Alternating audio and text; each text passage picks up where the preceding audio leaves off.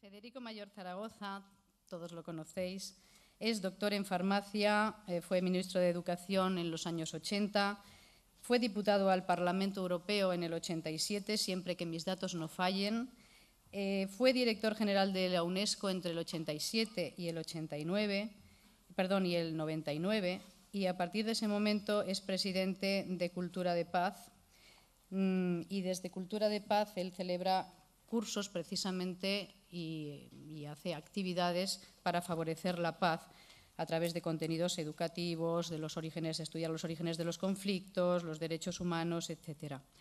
En 2008 publicó En tiempo de paz y tiempo de acción.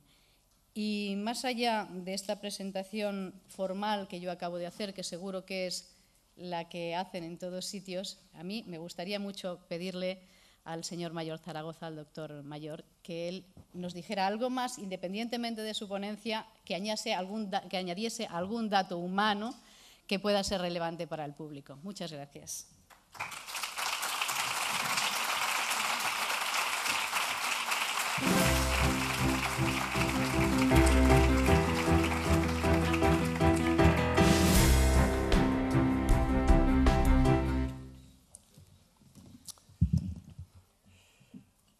Bueno, pues ya lo han visto. Me he dicho que añada algún dato. Ella ha dedicado esta reunión, este congreso tan importante, a su padre. Pues yo lo dedico a mi padre y a mi madre, porque fueron, no cabe duda, mis mejores maestros. Eran dos personas muy modestas, no habían podido tener educación, pero tenían esto que a veces nos olvidamos, que es una experiencia humana fantástica, porque habían tenido que inventar muchos amaneceres, habían tenido que inventar la vida y la manera de llevar hacia adelante a su familia, y tienen esta sabiduría. Yo recuerdo que cuando estaba en UNESCO, pues con frecuencia se hablaba de es que tenemos que alfabetizar, desde luego con las lenguas coloniales, por si acaso, a las mujeres africanas.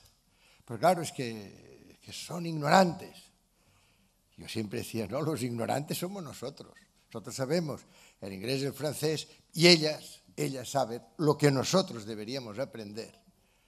Nunca, se lo puedo asegurar, he aprendido más que con estas mujeres africanas que tienen día a día, sin saber escribir su lengua, sin saber a veces ni hablar ni escribir las lenguas coloniales, pero que tienen esta maravillosa sabiduría, esta experiencia personal. Pues bien, yo le quiero añadir a lo que ya ha dicho Carmen, quiero añadir a las mujeres africanas, de las que tanto he aprendido, que tanta sabiduría han puesto. Les voy a citar solo un ejemplo. En el año 89 llegaba yo a Burkina Faso. Yo he conocido muy bien África porque me ha interesado muchísimo. Y con el presidente, el vicepresidente, los ministros, se puede ustedes imaginar, fuimos a un gran centro, se acababa de restaurar, un gran centro próximo a Ouagadougou, la capital, para hablar de la educación en África. Y hablaba el presidente, yo hablé también, y la directora, una mujer de unos 50, 55 años, nos observaba con una cierta sonrisa. Yo durante algún tiempo pensé que era una sonrisa de satisfacción. Pero después pensé, ¿y si en realidad es una sonrisa irónica? Tenía razón en lo segundo. Era una sonrisa irónica. Y como además las mujeres me han demostrado que siempre son las que se atreven, mucho más que los hombres, a decir las cosas que piensan, pues al final vino y me dijo, mire, señor director general, La verdad es que me ha gustado lo que usted ha dicho, pero ya estamos cansados. Los profesores, los maestros africanos, de que vengan la UNESCO, la UNICEF, las ONGs, y vengan aquí a darnos lecciones de cómo debemos nosotros enseñar en África. Yo llevo 25 años, señor director general. ¿No cree usted que lo primero que hubieran tenido que hacer era venir a preguntar a los maestros y maestras africanos cómo tienen que enseñar en África? Me quedé y me dijo, estamos cansados de consejos. ¿Por qué no vienen, en lugar de darnos consejos, a recibirlos? ¿Por qué no vienen, en lugar de darnos lecciones, a recibir las nuestras? Me pareció tan importante lo que me dijo aquella directora de aquel centro, que le dije, acaba usted de cambiar todo el esquema educativo de la UNESCO. Y además se enterará usted muy pronto, no quiero ponerlo sobre sus hombros, pero usted verá pronto el resultado de lo que me acaba de decir. Y efectivamente, al llegar a la sede, convoqué a todos con los expertos. Estos expertos saben que a mí me gustan más los pertos, pero solo tenemos siempre expertos. Y por tanto, como han sido pertos, pero ahora ya son solo expertos, pues hay veces que me fallan un poco. Bueno, total, que les reuní y les dije, ¿tienen ustedes el manual educativo de la UNESCO? Sí, bueno, pues no lo tiren, pero pónganlo ustedes, como ahora sugería un poco Carmen, ¿no? Pónganlo ustedes porque forma parte ya del pasado. Ahora vamos en África a enseñar y ayudar en virtud de lo que nos digan los maestros, los profesores, los docentes africanos.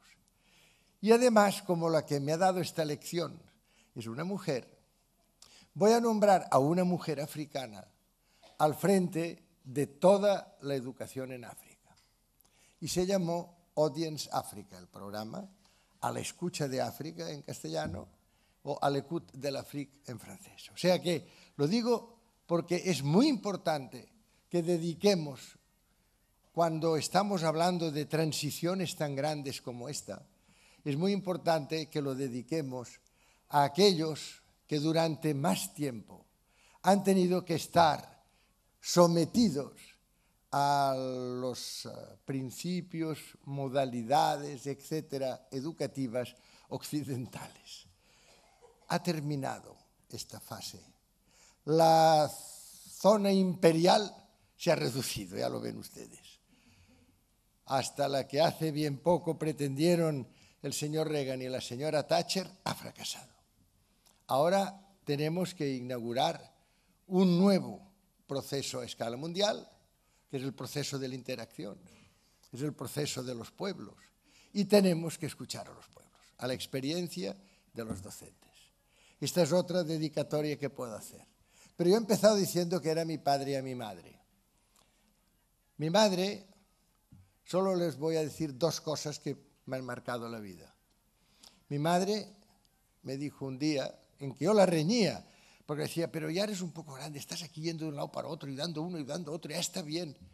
Y me dijo, cantem i ballem, que ja descansarem quan mos morirem.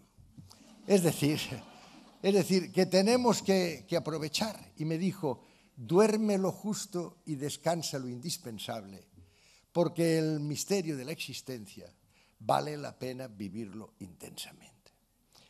Día más, por mucho que se viva, es un día menos. Un día más es un día menos. Y es un día menos de este misterio, quizá milagro, pero de este misterio de la existencia. Otra recomendación de mi madre que me ha dejado siempre este sabor, a veces muy amargo, pero sabor al final de mis actos. Un día, cuando aquí en Barcelona precisamente, yo rondaba los 16 años y me dijo, si realmente quieres ser feliz, no aceptes nunca lo que juzgues inaceptable. Créanme que esto es lo que tenemos que tener muy presente en nuestra vida. No podemos permanentemente estar aceptando lo que es inaceptable. Y por tanto hay momentos en que no podemos reaccionar, pero esto no quiere decir que no nos guardemos en el corazón esta reacción para cuando podamos, inmediatamente en que sea posible, tenemos que decir esto es inadmisible. Y de mi padre la perseverancia. Mi padre era una persona que era muy modesta, era un obrero, pues llegó a ser una persona muy importante. Fue el primero que se le ocurrió en España fabricar antibióticos, ya le digo, sin ningún estudio ni sin nada, y lo hizo. Y me decía siempre, lo importante no es caerse, dice, porque yo me paso la vida cayéndome. Lo importante es saber levantarse a continuación. Esta perseverancia en levantarse, esta perseverancia en todos los días, volver a ensayar esta gran capacidad humana, que es la capacidad creadora. Esta capacidad creadora que es nuestra esperanza. Hacer lo inesperado. Porque tenemos una facultad que no se puede explicar en términos bioquímicos. Yo siempre digo que, ¿por qué estudio yo bioquímica? Pues porque como me di cuenta que saber quiénes éramos era muy difícil, yo preferí saber cómo éramos, que era mucho más fácil. Y por eso me dediqué a estudiar la bioquímica. Pero sigo muy interesado, y reuniones como estas son esclarecedoras al respecto, en saber quiénes somos. Y para saber quiénes somos, lo primero que tenemos que hacer es descubrir estas capacidades exclusivas, distintivas de la especie humana. Y estas capacidades son precisamente la capacidad de inventar, la capacidad de crear, la capacidad de no considerar nada inexorable. Esto es decir, no, es que las cosas son así y no pueden ser de otra manera. ¿Cómo que no pueden ser de otra manera? Claro que pueden ser de otra manera, porque nosotros podemos inventar nuestro futuro. Estamos tan vinculados al pasado. Estamos con esta inercia inmensa de lo que ha sucedido, de lo que ha sido. Hemos vivido durante siglos y siglos y siglos en un espacio territorialmente muy limitado, no sabíamos lo que pasaba a 300 kilómetros, pero también intelectualmente muy limitado. Y en este espacio es lógico, pues que viviéramos llenos de miedo, estábamos azorados, estábamos atemorizados permanentemente. Hemos sido súbditos desde el origen de los tiempos. Han mandado siempre unos cuantos hombres. Las mujeres han aparecido de manera anecdótica y fugaz en el escenario del poder. Y unos cuantos hombres han mandado sobre el resto de los hombres y todas las mujeres. Y así, y así, y así. ¿Y nosotros qué hemos sido? ¿Hemos sido ciudadanos? No. La ciudadanía, y por eso yo no comprendo que ahora cuando decimos, hombre, vamos a estudiar ciudadanía, derechos humanos, cómo debemos comportarnos, que haya quienes opinan que esto es muy peligroso, que esto es malo, que esto debe descartarse, tenemos que seguir con el adoctrinamiento, tenemos que seguir con esta tendencia a considerarlo inexorable. Nosotros somos así, tenemos estas limitaciones y no podemos superarlo. Y sí que podemos. Lo que pasa es que a quienes mandan no les gusta que nosotros seamos ciudadanos. Les gusta que nosotros seamos súbditos. Súbditos como hemos sido desde siempre. Fíjense si hemos sido súbditos, que hemos estado ofreciendo permanentemente nuestra vida a los designios del poder, la vida, que es lo único que tenemos. Y lo hemos estado ofreciendo para lo que quisieran, porque además esto era indiscutible. Indiscutible. ¿Ustedes se imaginan qué terrible palabra, indiscutible? Yo es la única palabra que me gustaría borrar del diccionario. Esto es indiscutible. ¿Cómo que es indiscutible? Lo que pasa es que no les gusta que se discuta, que es muy distinto. Y por eso teníamos que aceptar, sin rechistar, el ir donde nos decía, ¡tarit! ¡Pum, pum, pum! Y a desaparecer. tantas víctimas, tantos soldados muertos, adiós muy buenas. Durante siglos, la historia de la humanidad es la historia de la fuerza. Durante siglos hemos tenido siempre yo no me canso de repetirlo, es un proverbio perverso que dice que si quieres la paz, prepara la guerra. Si vis pacem para bellum. Y claro, esto, animado, impulsado por los productores de armas, pues esto ya les pueden ustedes imaginar. ¿Qué es lo que ha dado resultado? Resultado, la situación presente. Cuando a mí me dicen haga usted un análisis de la situación presente, digo, es muy fácil. 4.000 millones de dólares al día en armas y más de 60.000 personas que mueren de hambre todos los días. Es un genocidio que no queremos ver, que no queremos ver.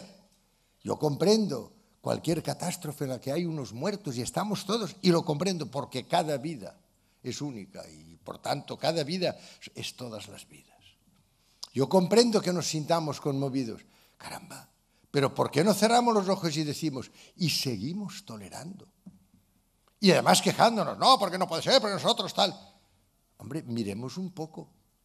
Precisamente, si miramos el mundo con corazón, antes he visto esto que me ha encantado, educar con corazón.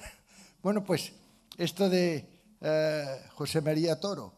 Bueno, pues efectivamente, aquí también el título es de esta reunión es mente y corazón. Mente y corazón, ¿ven? O sea que qué maravilla que nosotros miremos con corazón y con corazón, miremos al conjunto de la tierra y digamos, pero ¿cómo nos quejamos? ¿Por qué nos quejamos si nosotros tenemos todo esto? Formamos parte de un barrio privilegiado de la aldea global. Todos los que estamos aquí. Aquí hay gente de América Latina. Yo amo América Latina por una razón. Porque hoy son los vanguardistas, como se dice en Cataluña, els caps davanters, los que están al frente con la cabeza y con el corazón. De tantas cosas. Porque nos están dando todavía la capacidad de descubrir nuevas modalidades de política, nuevas modalidades de convivencia. Nos están dando tantas lecciones. Y el Occidente, este Occidente que durante tantos años hubiera podido ser precisamente el faro de la humanidad. Y ha querido, en lugar de ser el faro, ser el mercado. Y claro, no le ha salido bien la jugada. Fíjense que en 2 ocasiones líderes de Occidente han intentado decir, no, esto no puede ser, nosotros no podemos seguir basándonos en la fuerza, nosotros no podemos seguir gastando, además en armas que son para guerras pretéritas.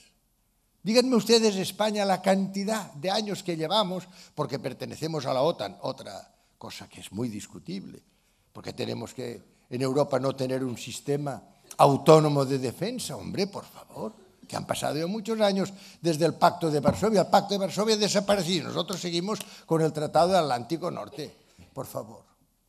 Pero nosotros seguimos comprando porque pertenecemos a este pacto y tenemos todos los años que comprar un montón de aviones F-16, F-18. ¿Desde cuándo no se han utilizado? ¿Desde cuándo ha habido una confrontación que sea aviones contra aviones, tanques contra tanques? Desde la Segunda Guerra Mundial. En la guerra del Vietnam ya nos demostraron que todo esto se ha terminado. Ahora son guerras de guerrillas, de guerrilla urbana. El señor Osama Bin Laden no utilizó F-16 o F-18, utilizó precisamente aviones de la aviación civil. Ha cambiado totalmente la estrategia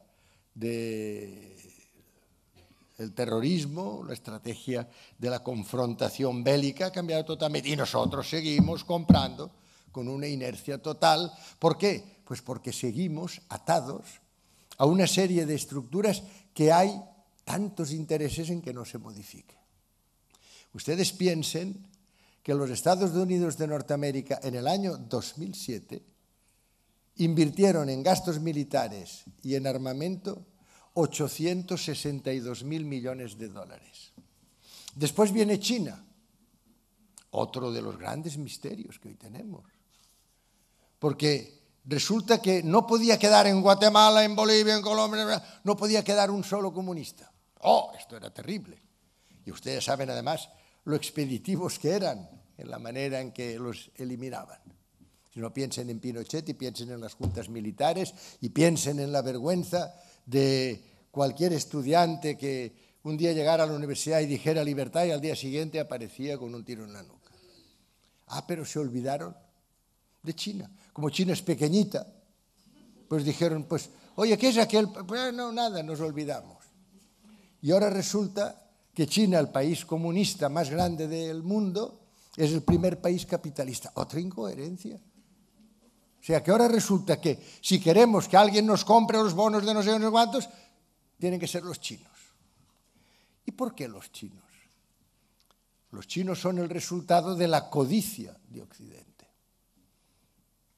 ¿Por qué? Pues porque los hemos convertido en la fábrica del mundo. Antes los tejidos, los zapatos, los juguetes, los fabricábamos aquí en Mallorca, no sé cuántos, en Alicante, viva los juguetes de Alicante.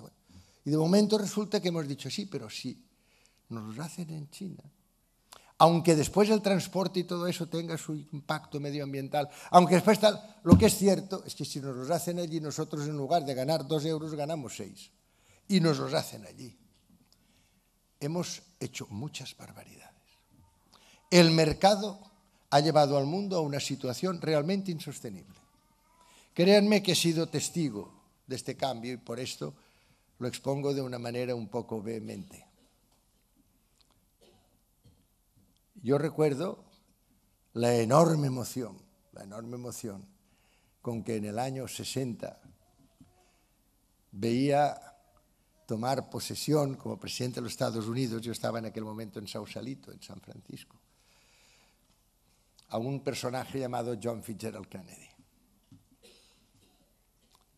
Y tomaba el poder, era Eisenhower, otro gran presidente, que le pasaba la presidencia de los Estados Unidos. Y al acabar de jurar, se vio que se acercaba Eisenhower al oído del presidente Kennedy.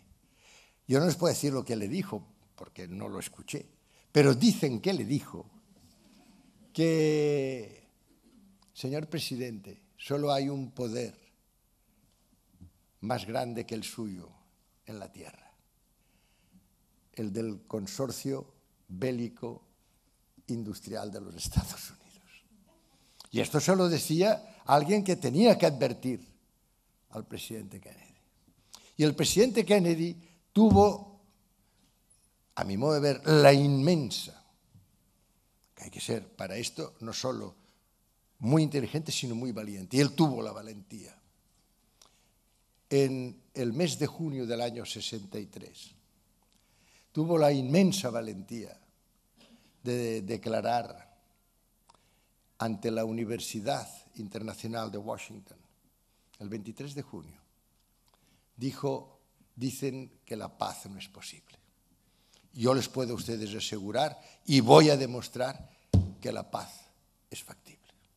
Me dicen que el desarme no puedo hacerlo, no podemos seguir gastando estas inmensas cantidades que nos empobrecen y además empobrecen al resto del mundo. A partir de ahora voy a hacer un desarme progresivo. Esto era en el mes de junio. Ya saben ustedes lo que le pasó en el mes de noviembre. Cómo le pasó a su hermano Roberto. Cómo le pasó a Martin Luther King. Cómo le pasó a Gandhi. Cómo le pasó a Isaac Rabin. Ojo, está muy claro que el inmenso poder al que se refería Eisenhower es un poder real y activo. Tenemos, por tanto, que saber que cuando en el año 1919, a principios del año, en el mes de enero, llega a Brest desde Nueva York el presidente Woodrow Wilson había sido una guerra, la guerra del 14 al 18, si alguno ha visto algunos de los álbumes, es una cosa, era una guerra de extenuación. Era una guerra de trincheras, se ponían allí hasta que se morían todos unos a otros, o había algún tiro que los iba matando y se iban muriendo de hambre. Era una guerra terrible, una guerra de trincheras. Y el presidente Wilson, un hombre extraordinario, dijo, no, esto no puede ser, aquí hay que acabar con esto de que si quieres la paz, prepara la guerra, se ha acabado, ahora vamos a preparar la paz y vamos a hacer la paz. Y llega a Brest con el convenio de la paz permanente, basado en Kant, el convenio de la paz permanente. Y todos decían, pero qué tontería está diciendo este presidente, ¿cómo ahora vamos a hacer la paz permanente? Sí. Y entonces Wilson, que se dirige desde lo que hoy es el Hotel Crillon, en la Plaza de la Concordia, y dice, ya basta. Como presidente de los Estados Unidos, les digo que a partir de ahora vamos a construir la paz en lugar de preparar la guerra. Ya saben lo que pasó. Al presidente Wilson, claro, le dijeron, este hombre es que está mal de la cabeza porque la seguridad. Entonces apareció esta palabra terrible. Primero la seguridad, después la paz. Y esta es la palabra que se sigue, y han visto ustedes, fin, acuérdense de los 3 de las Azores, ¿verdad? Acuérdense ustedes, hace bien poco, además basados en mentiras, además no estaban mintiendo, pero la seguridad. Y esta es una palabra, todo el mundo, sí, la seguridad. Y estamos cansados de la paz de la seguridad. La paz de la seguridad, yo la he vivido.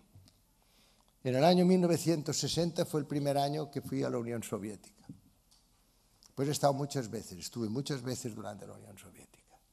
Era la paz total, el silencio total, el recelo total, la sospecha total, todo total. No había libertad, claro. Seguridad 100, libertad nula. Pero paz, era la paz de la seguridad. Nosotros no queremos la paz de la seguridad. Queremos la seguridad de la paz y de la justicia. Queremos la paz basada en esta manera de mirar distinta al otro. Si es tan bello lo que tenemos, si es tan bello, esta capacidad que tenemos incluso en castellano y en catalán, se dice nosotros. En inglés se dice we, que no quiere decir nada, y en francés nous, que no quiere decir nada. Pero en español castellano o en español catalán se dice nosaltres, nosotros. Es decir, que al hablar de nosotros ya estamos diciendo que nos referimos a los demás. No podemos hablar de nosotros sin pensar en esta relación inmediata con el otro. Esta es la grandeza, precisamente, de la educación que puede hacernos ciudadanos, no súbditos, no sometidos, no uniformes, no obedientes, sino que puede hacernos ciudadanos del mundo. Porque al hablar de nosotros estamos hablando del otro. Me ha gustado mucho cuando he llegado aquí esta mañana y Carmen había colocado aquí diciendo a bordo. Esto me ha encantado a mí. Porque siempre he pensado que lo que tenemos que hacer es precisamente ponernos a bordo, estar a bordo. Y en este a bordo, precisamente porque si algo es Barcelona, es una ciudad del Mediterráneo, tenemos también raíces fenicias que nos han dado, ustedes ya saben, un poco este conocimiento bastante intenso del mercado y de las transacciones comerciales. En esto no somos malos, ¿verdad? Pero también nos ha enseñado algo muy importante, y es que el mercado no existe. Si algo sabemos los catalanes es que existen los mercaderes y que hay mercaderes buenos, mercaderes regulares y mercaderes malos. Y que tenemos que ayudar a los buenos, tenemos que mejorar a los regulares y tenemos que poner en su sitio a los malos. Pero es que los malos mercaderes son los que en el año 1986, bajo la lúcida dirección del presidente Reagan y de la señora Thatcher, dijeron, pues ahora ya esta sociedad de naciones en la que soñó Wilson, estas Naciones Unidas del gran diseño del presidente Roosevelt. Nosotros los pueblos, es que es precioso. Nosotros los pueblos, este gran diseño, nada, todo eso, nada. Eso de que estemos todos juntos, esto es una lata. Aquí los grandes, los pequeños, no hombre, no. Sí, aquí los que vamos a mandar somos solo unos cuantos. Y al término de la Guerra Fría, que era un momento, esto sí que ya lo han vivido muchos de los que están aquí, era un momento de unas grandes expectativas. Quizás solo ahora son mayores las expectativas que en aquel momento. Pero en aquel momento yo recuerdo, en el año 86, 87, 88, 89, el año 90, cae el muro de Berlín, se hunde todo aquel sistema soviético que basado en la igualdad se había olvidado de la libertad. Y el que basado en la libertad se había olvidado de la igualdad, en aquel momento hubiera podido recapacitar, hubiera podido tener corazón, y no lo tuvo. No tuvo ni razón ni corazón, únicamente tuvo mercado.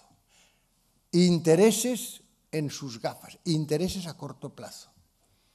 Y en aquel momento en que, fíjense, que en Sudáfrica, donde yo había visto no blacks, no dogs, lo digo muchas veces porque es que me impresionó tanto, no negros, no perros. Y en aquel momento, gracias a la gente que sabe hacer lo inesperado, es decir, que sabe crear las soluciones, como Nelson Mandela, en aquel momento vemos que el apartheid racial ya no existe en Sudáfrica. ¡Qué maravilla! Y vemos que en Chapultepec se alcanza la paz del Salvador. Yo recuerdo que fui al final, el presidente en aquel momento, el secretario general de las Naciones Unidas, don Javier Pérez de Cuéllar, un gran secretario general, peruano, pues me pidió que fuera precisamente al término, porque había intervenido en algunos momentos del proceso de la paz de Chapultepec. Y nunca olvidaré que fui a visitar el comando guerrillero, ya era al final, y al llegar estaban allí, claro, unos chicos jóvenes, todos con sus metralletas. Y nunca olvidaré que uno de ellos se acerca y dice, oiga, ¿usted es el director general de la UNESCO? Y digo, sí. Dice, oiga, ¿quién ha ganado? ¿Ellos o nosotros? O sea, fíjense ustedes, claro, es que esta es la maravilla, que aquellas personas que habían luchado tanto, que habían visto, de momento dicen, oye, ahora que estamos llegando a la paz, ¿quién ha ganado? Y yo le contesté, si llegamos a la paz, habremos ganado todos. Si no la alcanzamos, seguiremos perdiendo todos. Pues bien, era el momento de Chapultepec. Era el momento de la paz en Mozambique, gracias a la comunidad de San Egidio como intermediario. Era el momento en que empezaba en Guatemala el proceso de paz, en los montes de Heredia. Los guerrilleros, el gobierno, habían enviado 5 representantes cada uno. Y uno se imagina que los guerrilleros, se los imagino todos así, pues el jefe de los guerrilleros era el hijo de un premio Nobel. Se lo digo también porque hay veces que no sabemos nada de nada, ni nos dicen nada de nada. Era el hijo de un premio Nobel, Rodrigo Asturias, el hijo de Miguel Ángel Asturias, el hijo mayor. Bueno, les digo todo eso para que vean que estábamos en un momento, paz en Guatemala, ¿verdad? En Sudáfrica se solucionan las cosas. En la gran carrera de las superpotencias, que esta era la que ocupaba todo, claro, porque si yo tengo una bomba atómica, yo tengo que tener 3, si uno tiene no sé cuántos, yo tengo que tener un avión mejor. Todo aquello se termina gracias a Mikhail Sergeyevich Gorbachev. Ya tenemos. Y en aquel momento nos salen los globalizadores.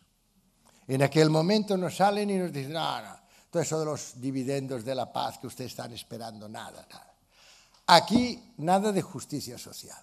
Todo esto de la justicia social, de los principios democráticos, que son los que tenemos que explicar, que son los que contiene la Constitución de la UNESCO, que es un documento, créanme, un documento sensacional.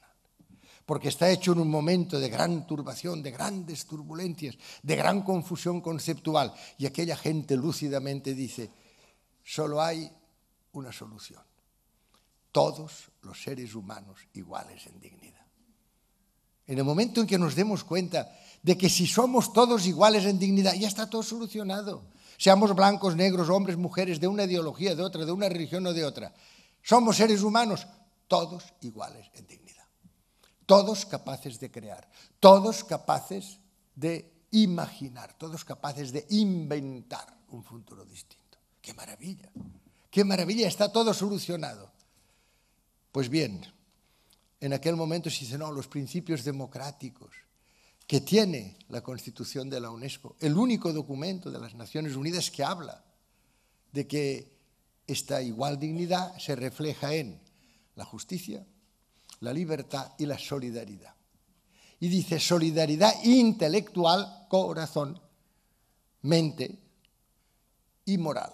Esto es lo que tenemos que hacer, una solidaridad que se base en unos pilares éticos.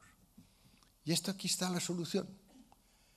Y añade, artículo primero, para que esto sea así, para que formemos, dice, a gente libre y responsable, que yo encuentro que es fundamental, que nos demos cuenta que la educación libera, la educación nos da alas sin adherencias, sin adicciones, para poder volar alto en el espacio infinito del espíritu. Esto es lo que tenemos que hacer, libres y responsables. Y al mismo tiempo tenemos que saber mirar a los demás, tenemos que saber considerar en qué medida lo que estamos nosotros solicitando es justo o es menos, en qué medida no debemos atemperar nuestras pretensiones cuando vemos las precariedades ajenas, cuando los privilegiados vemos a los menesterosos. Y dice, la UNESCO garantizará la libre circulación de las ideas por la palabra y por la imagen. Es decir, que lo primero que tenemos que saber es que no podemos estar callados. No tenemos que formar a gente que después se siente y esté exclusivamente de espectador, de testigo. ¿Qué pasa? ¿Qué sucede? ¿Qué dice el gobierno? ¿Qué dice la oposición? ¿Qué dicen unos? ¿Qué dicen otros? Y nosotros aquí mirando el fútbol, que por cierto, les puedo asegurar, también lo digo muchas veces, aquí en Barcelona, en el año 46 yo iba a ver el Barça, ya con mi padre, y claro, en aquel momento no tenía mucha gracia ser del Barça porque en Barcelona había el Barça, o sea que no. Y a mí me gusta el fútbol. Ahora, una cosa es que me gusta el fútbol y la otra es que me dé cuenta que estamos cayendo en una inmensa trampa mediática. Estamos siendo progresivamente uniformizados.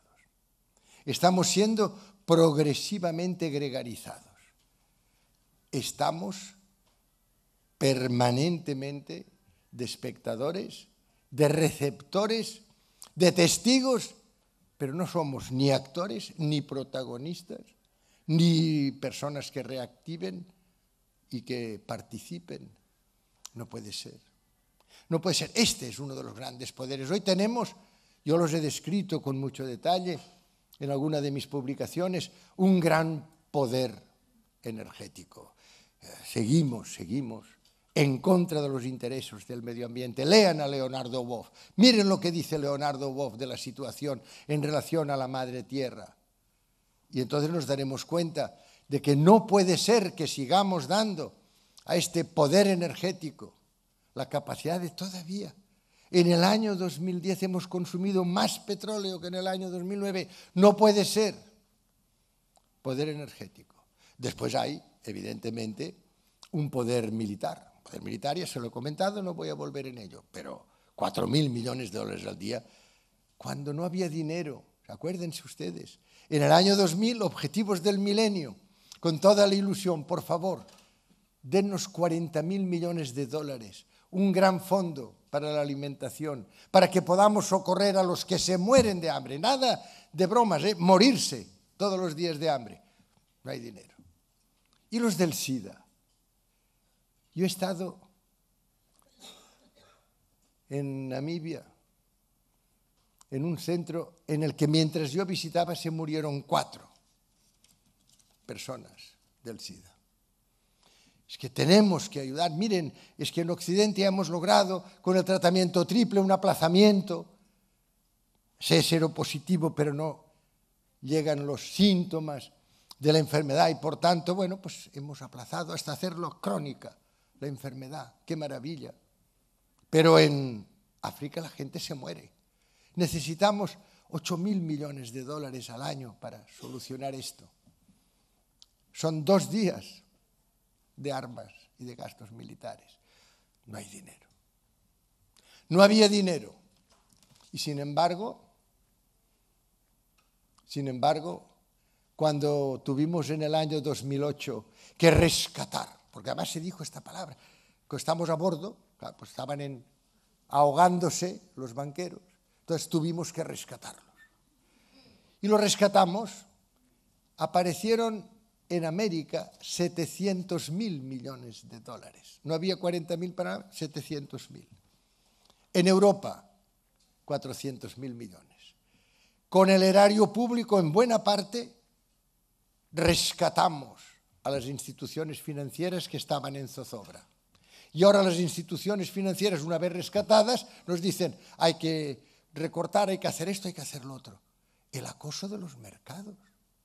Esta es otra de las cosas que no podemos seguir tolerando.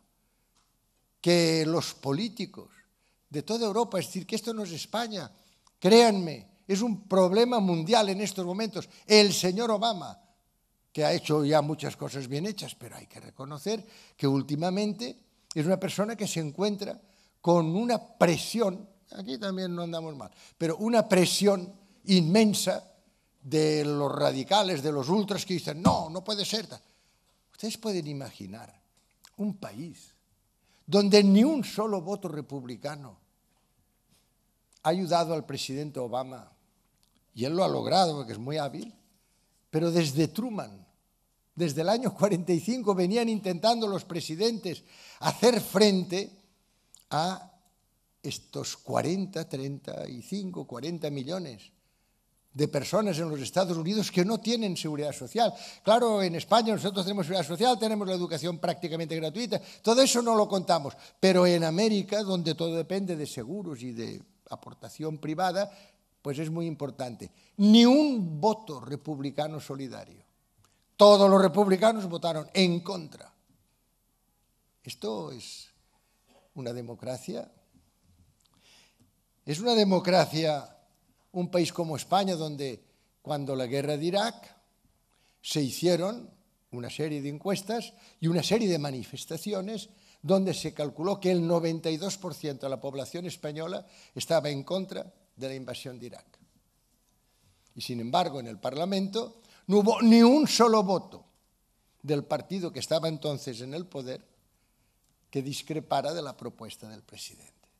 Es decir, una de las primeras cosas que ahora tenemos que hacer un país educado y libre, es decir, queremos una democracia que se base en los principios democráticos que la UNESCO establece en su Constitución. Y queremos que se sepa que la democracia significa no solo que nos cuenten, sino significa contar como ciudadanos. Significa tenernos en cuenta permanentemente la voz del pueblo.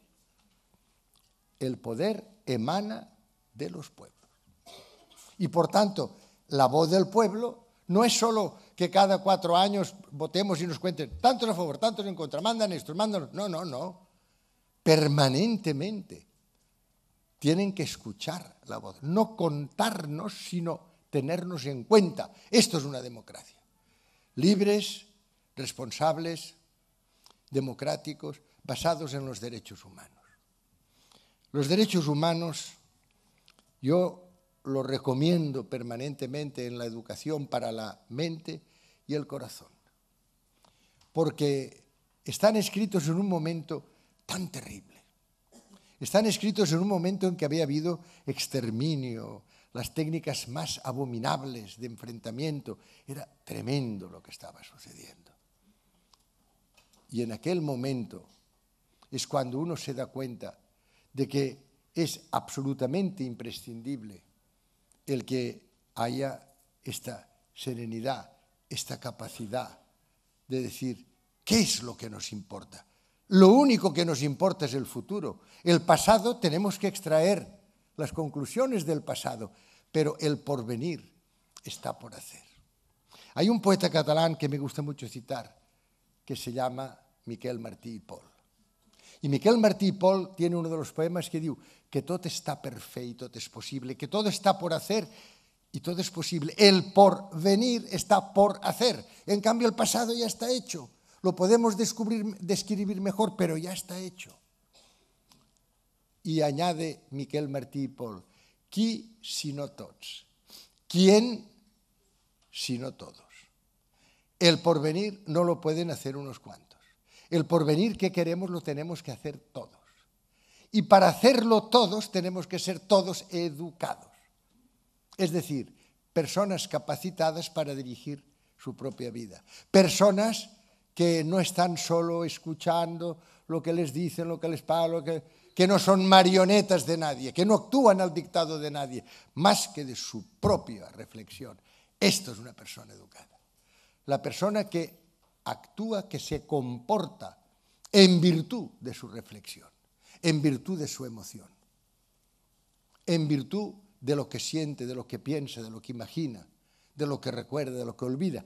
Esta persona capaz de crear, este ser único, formidable, desmesurado, esto es lo que nos interesa. Y esta persona capaz de pensar y de decidir es la que cuando en las Naciones Unidas escriben las primeras frases de la Carta, dicen: nosotros los pueblos hemos resuelto evitar a nuestros hijos el horror de la guerra. Fíjense que es una maravilla conceptual. Primero, no dicen los estados o los gobiernos, los pueblos. Nosotros, la gente, hemos resuelto evitar a nuestros descendientes el horror de la guerra. Es decir, vamos a construir la paz para que nuestros descendientes, que son nuestro compromiso. Toda generación, ha dicho Nelson Mandela, solo tiene una responsabilidad: pensar en la siguiente, desde un punto de vista ético, medioambiental, económico, desde todos los puntos de vista, ¿qué legado vamos a dejar a nuestros descendientes? Queridos amigos, yo solo puedo decirles, y quiero felicitar a Carmen Cabestany, quiero felicitar a todos los que intervienen, a los que participan. Hay algunos de ellos con los que yo ya he leído cosas, ya he tenido ocasiones de participar conjuntamente. Hoy venía hacia aquí con Carlos Espinosa. Todos son gente que conocen muy bien qué tipo de educación tenemos que dar ahora. En este cambio tenemos que conservar muchas cosas del pasado, tenemos que cambiar muchas otras. Y hay los que no quieren cambiar nada. Hay los que quieren que tengamos un mañana con las fórmulas de ayer. Y esto no puede ser. He contado muchas veces cuánto me impresionó que el profesor Jensen en el año 99 pusiera una diapositiva en la que decía inercia. Y dijo, este es nuestro enemigo. Nuestro enemigo es la inercia. No podemos seguir aceptando que tengamos que resolver los problemas de hoy y los de mañana con las fórmulas de ayer. Hay cosas que tenemos que conservar, hay otras que tenemos que cambiar. Recuerdo, y con eso voy a concluir, cuando en el año 68, en la pizarra de las clases de bioquímica de la Universidad de Granada, en aquel momento yo era rector de la universidad y de vez en cuando iba a explicar una clase, puse la palabra revolución. Ya se imaginarán ustedes que hubo una reacción, eran momentos complicados, en el año 68 no estaba mal. Bueno, y hubo una reacción de murmullo diciendo, ¿qué ha puesto aquí el rector? Y entonces taché la R. ¿Y qué es lo que queda? Evolución. Esta es la solución. Evolución es lo que tenemos que hacer permanentemente. Y lo tenemos que hacer como faro, es decir, con el conocimiento podemos decir qué es lo que debe hacerse. Y lo tenemos que hacer sobre todo con esta dotación distintiva de la especie humana que es la anticipación. Y con ambas tenemos que decir, tenemos que conservar cosas, tenemos que cambiar cosas. Hay cambios radicales que ya no podemos aplazar, porque si no, puede llegar un momento de no retorno, pueden ser potencialmente irreversibles. Podemos llegar a un punto en que ya, digamos, si ayer hubiéramos actuado, mañana siempre es tarde. Es uno de los primeros libros que escribí, y lo hice en aquel motivo por motivos de patología molecular, porque me dedicaba a los análisis en el momento del nacimiento para evitar enfermedades irreversibles en los neonatos. Pero bien, mañana siempre es tarde. O sea, hoy tenemos que decir qué es aquello que sí que tenemos ya que solucionar. Y no lo podemos solucionar con problemas, tenemos que inventar el futuro. El futuro puede inventarse. Para inventar el futuro necesitamos no solo la mente, necesitamos el corazón. Necesitamos este sentimiento permanente de fraternidad, de solidaridad humana. De esta manera no tendremos la revolución, tendremos la evolución. A mí no me gusta la revolución, porque la revolución suele ir acompañada de violencia. Yo, por definición, no quiero más fuerza. La historia de la humanidad es la historia del músculo, es la historia de la fuerza. Ahora llega el momento no de la razón de la fuerza, sino de la fuerza de la razón. Ahora llega el momento en que tenemos que pasar de la fuerza a la palabra, de una cultura de imposición a una cultura de diálogo, de una cultura de guerra a una cultura de paz. Ha llegado este momento. Y para eso la pregunta es, ¿podemos? Sí, podemos, porque hoy ya podemos comparar. Podemos porque ya tenemos muchas más mujeres a bordo. Pero además ya no las tenemos solo de marineros. Ya empezamos, por fin, a tener mujeres en el mando. Ahí, dentro de poco, ya tendremos. Ahora no llega al 11% la capacidad decisiva de las mujeres a escala mundial. Pero en pocos años tendremos ya el 20 o el 22. Mandela decía que con el 15% ya notaríamos el cambio. Pero, por favor, mujeres, no mujeres Thatcher, porque entonces vamos igual. O sea, necesitamos no personas que imiten a los hombres. Recuerdo una señora en Francia, en la UNESCO, que fue a decirme, señor director general, yo podría hacer esta tarea también como un hombre. Le digo, márchese. Porque si la hace también como un hombre, entonces prefiero un hombre. Yo lo que quiero es que usted lo haga también como una mujer. Solo una mujer puede hacerlo. Y